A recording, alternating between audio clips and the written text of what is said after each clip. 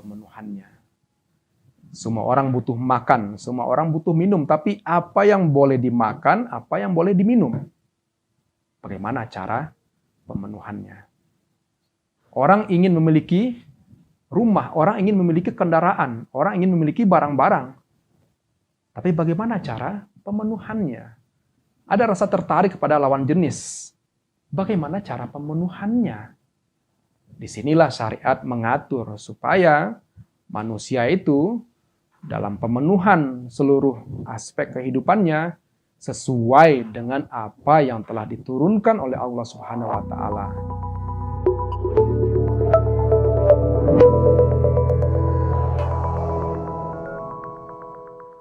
Assalamualaikum warahmatullahi wabarakatuh, sahabat yang dirahmati Allah. Kita awali kajian kali ini dengan kritik terlebih dahulu kepada pemikiran Barat. Salah satunya adalah tentang kebutuhan manusia. Dalam psikologi Barat, bahwasanya dikatakan salah satu hormon yang dominan pada manusia itu adalah libido, yang bila mana dia tidak terpenuhi itu membuat orang oleng, tidak stabil. Turunan atau derivat dari pemahaman seperti itu, sehingga tidak mengherankan kalau kesudahannya Barat menyiapkan sarana-sarana yang bisa mendukung penyaluran dari libido tersebut. Padahal apakah betul seperti itu kondisi dan realita manusia? Bagaimana dalam pandangan Islam? Sahabat yang dirahmati Allah, Islam juga mengenal ada yang namanya potensi hidup.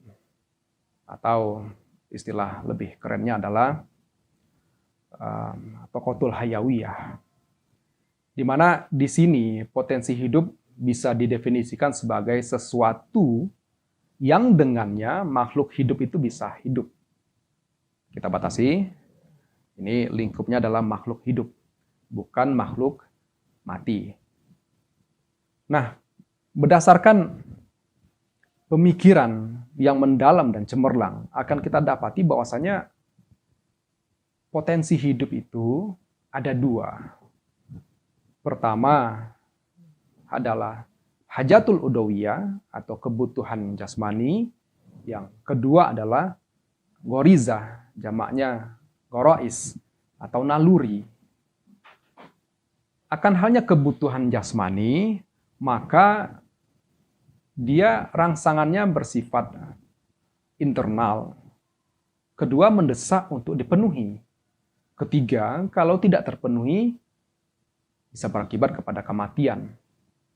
Rangsangannya internal, mendesak untuk dipenuhi, kalau tidak terpenuhi, bisa mati. Nah, rata-rata ini adalah hasil dari metabolisme tubuh. Sebagai contoh, ya kita butuh untuk menghirup udara, bernafas. Kita butuh makan, kita perlu minum, istirahat, buang hajat, dan lain sebagainya. Itu semua bersifat internal, hasil dari metabolisme tubuh. Dan mendesak untuk dipenuhi. Kalau orang tidak makan, ya bisa mati. Tidak minum bisa mati. Tidak istirahat pun sama.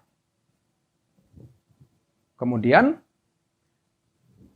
oleh karena itu, dalam konteks pemenuhan hajatul udawiyah ini, atau kebutuhan jasmani ini, maka dalam kondisi darurat, dalam definisi Arab tentu darurat ini perkara hidup mati, maka sesuatu yang tadinya haram itu bisa menjadi halal dalam rangka menyambung nyawa atau hifzul nafas.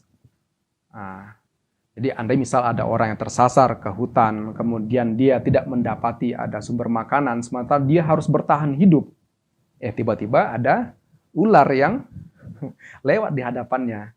Maka mengkonsumsi ular atau misalnya bangkai dalam rangka menyambung nyawa, itu diperbolehkan. Tapi ingat, di sini hanya sebatas untuk menyambung nyawa, bukan sampai sendawa, kenyang, enak ya ternyata ya.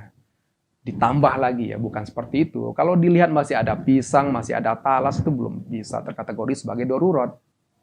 Jadi dalam rangka menyambung nyawa, Maka yang tadinya haram itu diperbolehkan supaya hajatul udhawiyah itu bisa terpenuhi. Kemudian yang kedua adalah goriza atau naluri. Kebalikan dari hajatul udhawiyah, goriza ini rangsangannya dari luar, tidak mendesak untuk dipenuhi, kalaupun tidak dipenuhi, tidak akan mati. Dan yang keempat, itu bisa dialihkan dari satu goriza atau naluri kepada goriza atau naluri yang lain. Nah, ini bisa kita bedakan atau kelompokkan menjadi 3 kelompok besar goriza atau naluri. Pertama yang kita kenal dengan istilah gorizatun tadayun, jadi naluri untuk bertuhan, mentakdiskan sesuatu. Ini fitrah sifatnya bagi seluruh makhluk hidup. Tidak ada makhluk hidup yang tidak memiliki. Binatang pun ada, walaupun wujudnya itu agak berbeda dengan manusia.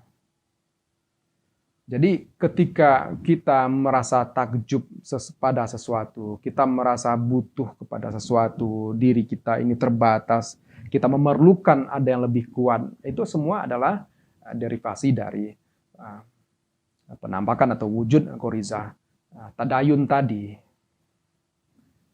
Kedua adalah goriza bako atau naluri eksistensi diri. Ini juga dimiliki oleh makhluk hidup. Pada binatang pun sama. Dia ingin berkuasa, dia ingin pintar, tidak suka kalau dikatakan bodoh, dia ingin memiliki barang, dan lain sebagainya. Itu adalah wujud atau turunan dari goriza bako tadi. Jadi ada orang yang punya hobi, misal mengumpulkan perkutut, ada orang hobi mengumpulkan perangko, ada orang yang suka dengan barang-barang antik dan lain sebagainya. Itu adalah manifestasi dari goriza bako, eksistensi diri.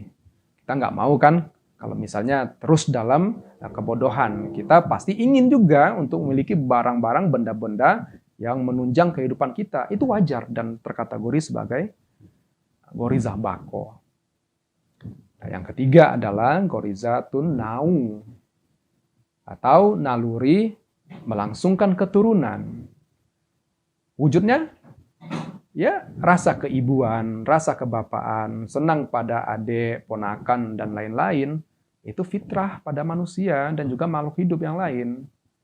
Jadi laki-laki senang pada perempuan itu fitrah.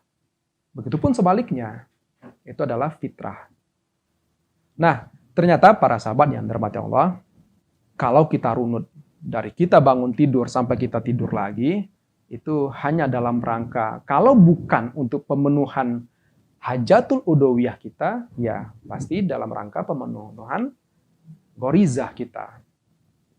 Bangun tidur ngapain dulu?